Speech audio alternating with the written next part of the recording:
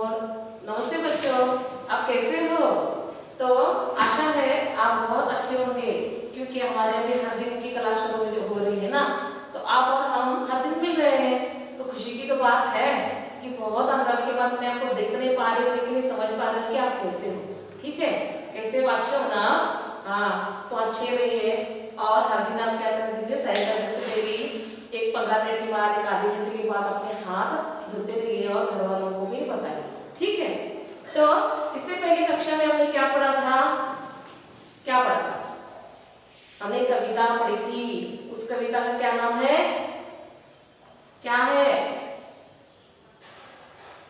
क्या नाम है? कोई बताएगा? जो बादलों के ऊपर कविता थी, झब्बर झब्बर बाल वाले, याद आ गई? हाँ बिल्कुल। तो कविता से हमने शुरुआत की थी। इस कविता में हमने क्या किया था? हमारा जो वातावरण है उसके बारे में हमने चर्चा की थी कि हमारा वातावरण में कैसे बदलाव होते हैं, जो बादल है कैसे गरजते हैं, बिजलियां कैसी होती है, नदी नाले कैसे भरते हैं, इसके बारे में हमने पिछली बार कक्षा में चर्चा की थी। तथा पाठ्य पुस्तक के पीछे जो हमारा गृहपाठ होता है ना, अभ्यास जो होता है ना, वो भी हमने देखा था। तो उसमें अलग अलग प्रकार की आवाज निकाल कर मैंने कुछ स्वाध्याय दिया था आपको। क्या दिया था?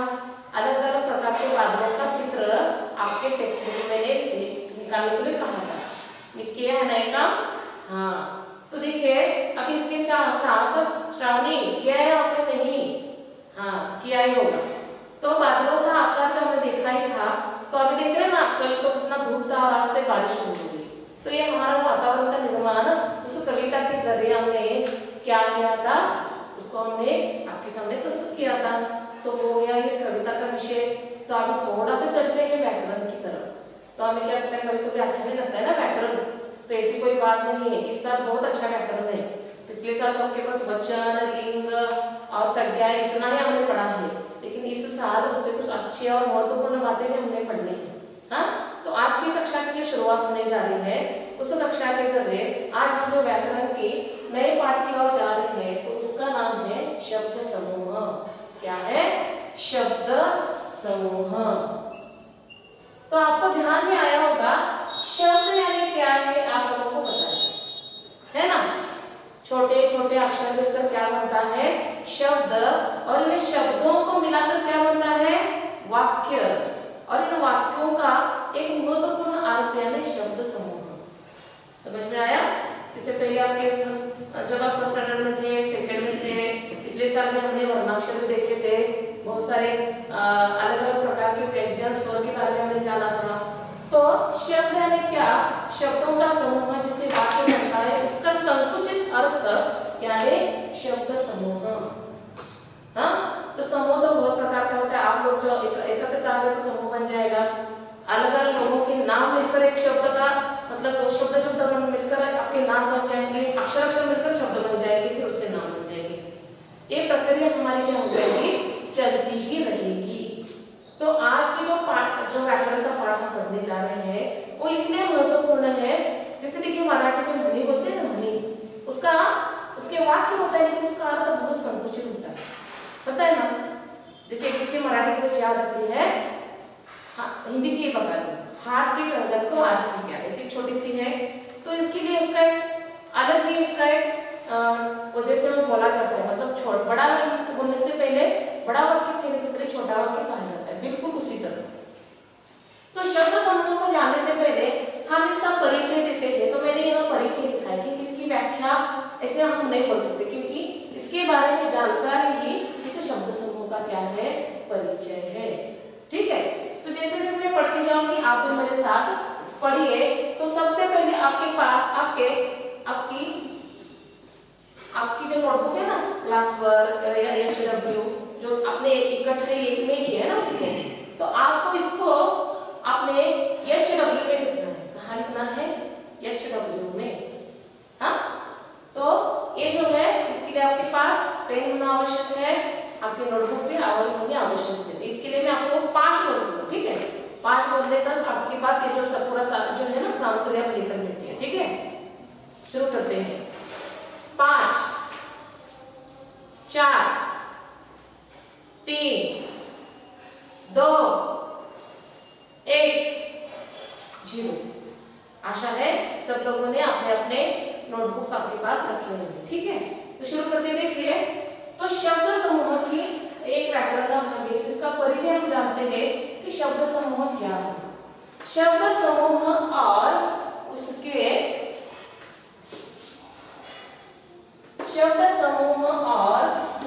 सामने दिया गया शब्द एक ही अर्थ को सूचित करते हैं। प्रत्येक शब्द अपने शब्द समूह का ही संक्षिप्त रूप है।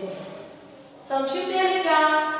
छोटा सा, इसमें ज्यादा बोलने की जरूरत नहीं है। जैसे आपका सरनेम ले ले, आपका नाम ले ले, तो हमारे ध्यान में आएगा कि हमारे कक्षा में एक बच्चा है। हाँ, तो हमारे स्कूल में आपके नाम के बहुत सारे बच्चे हैं, लेकिन अगर आपका सरनेम लेंगे, आपका नाम जो 8-9 बच्चे ना वो लेंगे, तो सबको पता चलेगा कि कौन सा लड़का है, कौन सी कक्षा में। बिल्कुल, जैसे मेरा भी है, ऐसा आपका भी। ठीक है, तो ये संक्षिप्त रूप किसमें हो जाता है? शब्द समूह में हो जाता है। तो ये जानने से पहले मैं इसको फिर से विश्लेषण करती हूँ। शब्द समूह और उसके सामने दिया गया शब्द, ये देखिए, ये शब्द समूह है। हाँ, तो इसके सामने आगे हमको क्या करना है? उत्तर लिखना है, वो अलग वाली बात है। तो इसका अर्थ यहाँ मैं जो उत्तर देने वाली हूँ उसका अर्थ क्या हो जाता है? बिल्कुल एक ही जैसा होता है। एक बस विश्लेषित रूप से आपके सामने आएगा और एक संक्षिप्त रूप से आपका उत्तर आएगा। बस यही इसमें क्या है? फर्क। ये विश्लेषित रूप से आपको बताएगा इसको क्या करना है। मतलब देखिए, अगर मैं बोलूं हाँ श्रावणी तोड़कर, तो सब लोग क्या बोलेंगे? हाँ, चौथी कक्षा, क्योंकि आप चौथी कक्षा में आ गए श्रावणी। हाँ, तो बिल्कुल चौथी कक्षा के बाद हमें समझ में आएगी कि आप चौथी कक्षा में हो, मतलब आपका और इसका दोनों का नाता एक ही है। क्या आप 5वीं कक्षा में चले जाओगे? नहीं ना, तो आपका और उसका नाता बिल्कुल एक हो जाता है। तो इसी प्रकार इस शब्दों का, इस वाक्यों का अर्थ यहाँ संक्षिप्त रूप में जो है ना हमें देना पड़ता है, वो है शब्द समूह। देखिए, तो प्रत्येक शब्द अपने शब्द समूह का ही संक्षिप्त रूप है। मतलब जैसे मैंने बोला, कोई बात हमें विस्तार से नहीं बतानी पड़ेगी तो उसको हम संक्षिप्त रूप में कैसे कहा जाता है। जैसे जब हम कविता पढ़ते हैं, काव्य, देखिए वो पाठ की तरह तो बड़ी बड़ी नहीं होती ना, उसमें संक्षिप्त रूप में छोटे छोटे रूप में क्या किया जाता है? कवि अपनी भावनाओं को प्रकट करता है। जैसे कि झब्बर झब्बर बालों वाले, गब्बार ऐसे गालों वाले, कितना संक्षिप्त अर्थ है, लेकिन इसका अर्थ कितना बड़ा है जो हमने पिछली कविता में पढ़ा है। तो बिल्कुल ये बड़ा अर्थ है, इसको हम जब संक्षिप्त रूप में लिखेंगे तो हो जाएगा शब्द समूह। क्या समझ में आ रही है ना? हाँ, तो ये इतनी मुश्किल बात नहीं है, बस आपको समझना है और अपने ट्रिक से इसको क्या करना है? याद करना है। ये इसलिए उपयुक्त है कि जब आप निबंध लिखोगे, कोई कहानियां लिखोगे, तो उसमें कुछ उक्तियां, छोटे छोटे पंक्च जैसे बोलते हैं ना, उसको लिखने की जरूरत होती है, तब आप इसको इस्तेमाल कर सकते हो। इसलिए आपके पाठ्यक्रम में इसका होना भी उतना ही महत्वपूर्ण है। अगर ज्यादा बार बढ़ाते जाएंगे तो व्याकरण आपकी बहुत सारी गलतियां हो जाएंगी। अगर संक्षिप्त में लिखेंगे तो हमारी गलतियां कम होती है। जो मैंने पिछली कक्षा में आपको बोला था, जब हम चित्र वर्णन करते हैं तो हम छोटे छोटे चित्रों का कितना विस्तार से वर्णन करते हैं। तो वो बोलो एक छोटा चित्र है और इसका विस्तार यहाँ किया गया है, देखने वाली बात तो एक। ठीक है, तो देखिए, शब्द अपने शब्द समूह का ही संक्षिप्त रूप है, यानी इसका ही एक रूप यहाँ आपको नजर आएगा। हाँ, तो देखते हैं इसका अर्थ क्या होता है। इससे हम देखेंगे कि इसका शब्द समूह से क्या ताल्लुक है। देखिए, अशुभ सूचक अंधविश्वास, आप लोग जानते हैं ना अंधविश्वास, यानी हम क्या करें? देखिए, जब हम गली से जा रहे हैं, कहीं रास्ते से बीच में बिल्ली आ गई और हमारे सामने से चली गई, तो हम क्या करते हैं? वहां रुक जाते हैं और क्या करते हैं? वो बिल्ली जब तक गई ना, कोई दूसरा आदमी न जाए, हम नहीं जाते। ऐसा क्यों करते हैं? क्योंकि हमें लगता है हमारा काम ही नहीं होगा। अभी बिल्ली चली गई ना, हमारा काम ही नहीं होगा। लेकिन बिल्ली किस लिए जाती है? उसको खाना कहीं तो दिखाई देता है, कहीं उसका चूहा दिखाई देता है, इसलिए भागती रहती है, वो अपना काम करती है। लेकिन हम क्या समझते हैं? अंधविश्वास के खातिर हम समझते हैं अगर यहाँ से गई तो मेरा काम ही नहीं होगा। और देखिए हम जब कोई घर में होता है बड़े कहीं जा रहे हैं, हम उससे बोलते कहाँ जा रहे हो, तो वो हमें डांटते हैं ना, उससे ऐसा नहीं पूछना है कहाँ क्यों जा रहे हो। अरे क्या सवाल है, कहीं जा रहे हो हम पूछेंगे ना कहाँ जा रहे हो, तो बोलते नहीं पूछना है कहाँ जा रहे हो। क्यों नहीं पूछना है? क्योंकि वो काम नहीं होगा, ऐसा उनको मानना है। ठीक है। उसके बाद देखिए कोई घर में अगर और एक बात, हाँ ऐसा कहा जाता है कि जिनके देखिए बाल ऐसे घुंघरा जैसे होते हैं, जिसको मतलब जटा जटा बोलते हैं ना, तो अभी तो खत्म होते जा रही है, लोग उसको मानते हैं कि वो लोग क्या है भगवान के लिए है, तो उनको क्या होता है, उनको भगवान के काम के लिए छोड़ा जाता है। तो उनका ये मानना है अलग प्रकार का, लेकिन हम ऐसा बिल्कुल नहीं करना है, हमें इस अंधविश्वास से परे होना है। तो अशुभ यानी क्या, वही जिससे क्या वो शुभ सूचना न मिले वो है अशुभ। तो अशुभ सूचक अंधविश्वास यानी क्या, अशुभ सूचक अंधविश्वास यानी अपशकुन। क्या है?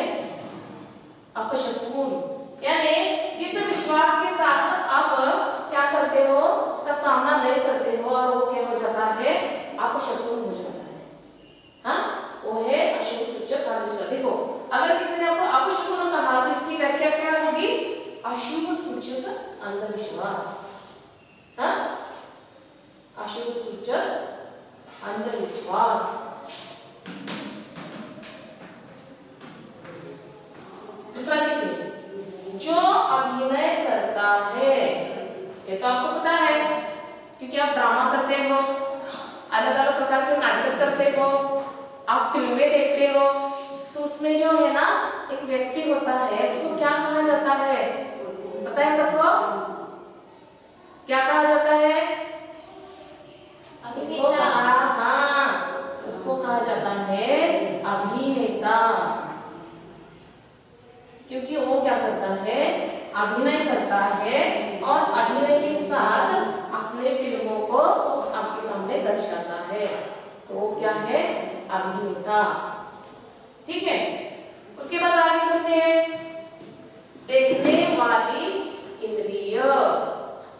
देखने वाली, देखना है क्या, जैसे मेरी आंखें मैं आपको देख रही हूँ, हाँ, तो बिल्कुल उसी तरह देखने वाली इंद्रिय। इंद्रिय यानी क्या, हमारी 5 इंद्रिय होती है, होती है ना, कौन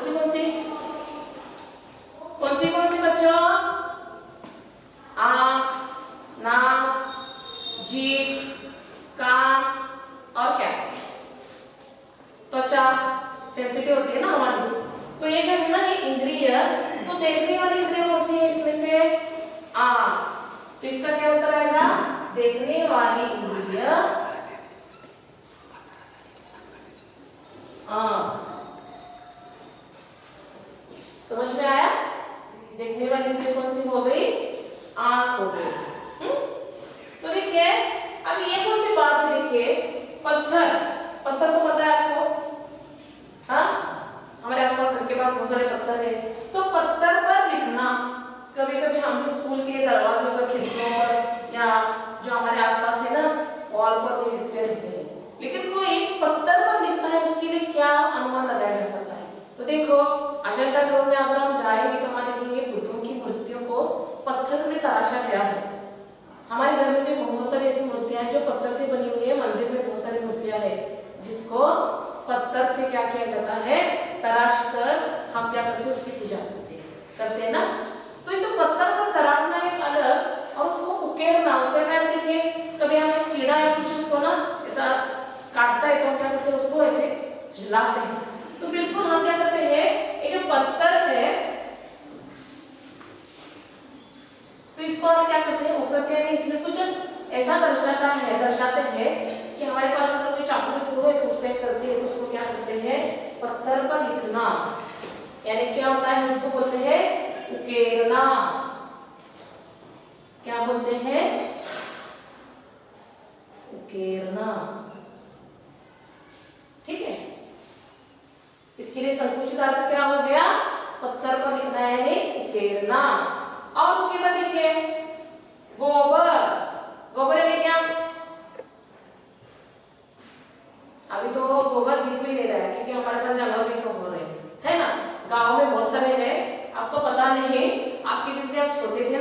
तो गोबर के लिए हम गांव में घुमा करते थे, तो उस गोबर को हम इकट्ठा करके उसे अलग अलग प्रकार के लड्डू बिड्डू बनाया करते थे और रोटियां जैसे करते थे, पूरा शरीर गंदे पास से हो जाता और हमारे घर वाले हमें 4-4 बार नहाने के बोलते। आप और गोबर आप देखोगे ना जूते पर भी अगर लगेगा तो आप क्या करते हो, छींक छींक करके घर में जाते हो तो उसको जमीन पर फर फर करके निकल जाते हैं ना, ये होता है ना बिल्कुल। तो ये जो गोबर है वो गोबर है वो बनता है बनवाते हैं, नहीं थे बाबा, एक गाय बैल का जो है ना मल उसको कहते हैं गोबर, पता है ना आपको, उसमें तो आप नादान नहीं हो, होशियार हो, मुझे पता है। तो ये गोबर का क्या करते हैं, क्या क्या करते हैं? हाँ, तो गोबर का खेतों में डाला जाता है, उससे क्या अलग अलग प्रकार के कुछ करते हैं ना, जो हम चूल्हे में डालते हैं, हाँ, तो उसको क्या कहते हैं, कंडा कहते हैं। जो गोबर से हम छोटी छोटी रोटियां जैसे बनाते हैं ना, उसको क्या बोलते हैं, कंडा बोलते हैं। लेकिन ये कंडे को हिंदी में और कहते हैं, जिसे हम शेरी बोलते हैं ना मराठी में, उसको और हिंदी में आता है, इसको पता है, गोबर से बना कंडा, इसने सुना है कभी इससे पहले, मतलब शेरी पता है ना वो, तो उसको बोलते हैं हिंदी में उपला, क्या बोलते हैं, उपला। ये बात आप हमेशा याद रखिए, इसको क्या कहा जाता है, उपला।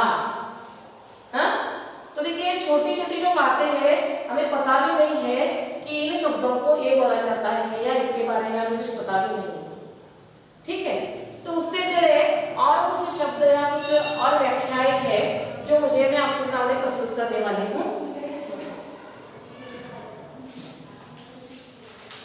ठीक है। तो मैं और कुछ प्रश्न है जो आपके पास काम से गुजरने वाले, क्योंकि एक बार आप अभी क्या करो, जैसे मैं आपको बोलती जाऊंगी, आप क्या करो पहले लिख कर दे, ये पॉज करके आप क्या करो, इसकी व्याख्या भी लिख सकते हो और इसके उदाहरण आप अपने HW में लिखना है आपको।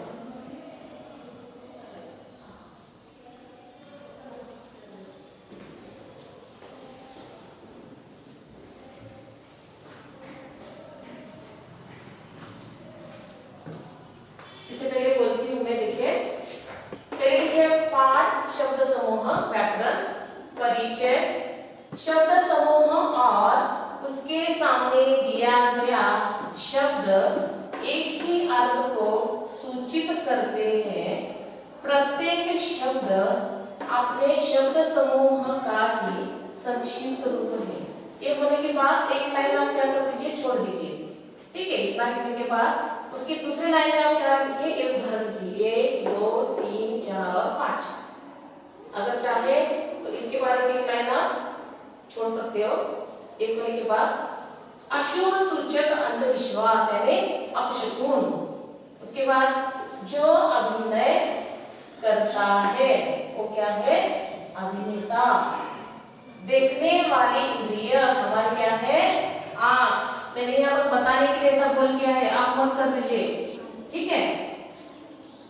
बस आप ऐसे किए कि मैंने आपको समझने के लिए बस बोल किया। उसके बाद देखिए पत्थर पर लिखना यानी उकेरना, गोबर से बना कंडा, इसको क्या बोलते हैं, उपला। तो आप क्या कर दीजिए, इसको पॉज करके फिर से आप इसको देख सकते हो और आप लिख सकते हो, ठीक है। तो इसके लिए हम इसके बाद और थोड़े मैं आपको बताने वाली हूँ कि क्या क्या होता है, देखिए। हाँ, तो देखिए रेगिस्तान का जहाज, रेगिस्तान का जहाज क्या होता है, रेगिस्तान का जहाज, हाँ, तो रेगिस्तान का जहाज, हाँ, जहाज मतलब वो क्या है, ऊंट जो रेगिस्तान में चलता रहता है। उसके बाद देखिए और एक कहती हूँ, धागे से नचाए जाने वाली छोटी छोटी गुड़िया होती है ना, जिसको धागा बांधा जाता है, राजस्थान में ज्यादातर होती है, तो क्या होते हैं, बोलते हैं उसको कठपुतली। हाँ, कठपुतली, कठपुतलियां जो धागे से नचाए जाकर हमें क्या किया जाता है, मनोरंजन किया जाता है उसका। उसके बाद देखिए जो अन्न पैदा करता है वो कौन है, जो खेतों में अन्न पैदा करता है वो कौन है, हाँ, किसान। बिल्कुल सही, किसान। क्योंकि जो है पैदा करके हम लोगों को क्या करता है, दर्शाता है कि वो हमारे लिए कितना महत्वपूर्ण है। तो ये हमारा शब्द समूह आशा है आपको समझ में आया होगा। तो इसके बाद हम चलते हैं हमारे आज के गृह पाठ की, और वो जाने से पहले आशा है आप सभी लोगों ने इसको लिख लिया होगा। तो गृह पाठ के लिए मैंने और कुछ शब्द दिए हैं, यहाँ कुछ वाक्य दिए हैं, इसका आपको अर्थ आप खुद ही देखेंगे क्या करना है। उसके बाद मैं आपको चेक करूंगी आपने सही किया है या नहीं। ठीक है, ये पढ़ते हुए लिखिए। शब्द समूह के लिए एक शब्द लिखिए। भारत का राष्ट्रीय झंडा। हमारे भारत के राष्ट्रीय झंडे को क्या कहा जाता है, ये मैं जैसे बोल रही हूँ ना, आप इसको लिखकर ले लीजिए। ठीक है, भारत का राष्ट्रीय झंडा। तो ये क्या है, गृह पाठ है हमारा।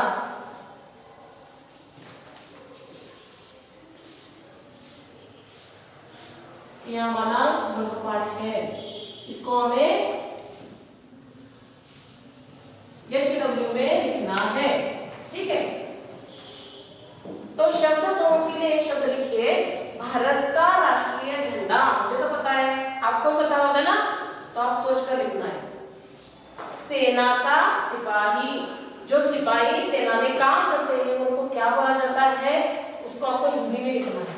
ठीक है, समय की तालिका। समय की तालिका यानी जैसे हमारा देखिए स्कूल शुरू होता है, उसके उपरांत हमारी प्रेयर होती है, फिर पहली कक्षा शुरू होती है, फिर दूसरी होती है, फिर हम बीच में शॉर्ट रेसेस होता है। तो इसके लिए क्या बोला जाता है, समय की तालिका को क्या बोला जाता है, एक इसका उदाहरण आपको ढूंढना पड़ेगा।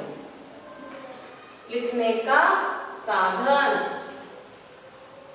लिखने का साधन आपके पास है ना, अभी आप जिससे लिख रहे हो उसको क्या कहा जाता है, हिंदी में लिखना है, मराठी में नहीं। तालाब में खिलने वाला फूल। देखिए तालाब में बहुत सारे फूल खिलते हैं ना, उसमें से बहुत महत्वपूर्ण फूल है वो है तालाब में खिलने वाला फूल। इसका उत्तर हमें यहाँ आगे हम लोगों को लिखना है। ये हो गया हमारा आज का होमवर्क। तो आशा है आप क्या करें, इसको बाद में पॉज करके इसको देख सकते हो। आशा है जो शब्द समूह मैंने पढ़ाया, जो व्याकरण भाग मैंने पढ़ाया, ये आपके लिए बहुत महत्वपूर्ण होगा। जैसे आप आगे पढ़ोगे तो इसको आप दोबारा पढ़ो, दोबारा मेरा जो वीडियो है आप देख सकते हो, और इसके उपरांत इसकी जो है ना उत्तर मुझे लिखकर आपको देना है। मैं बताऊंगी कब देना है और कहाँ देना है। तो आशा करते हैं आज की कक्षा हमारी जो है आपको समझ में आया होगा। तो यही रुकती हूँ, धन्यवाद।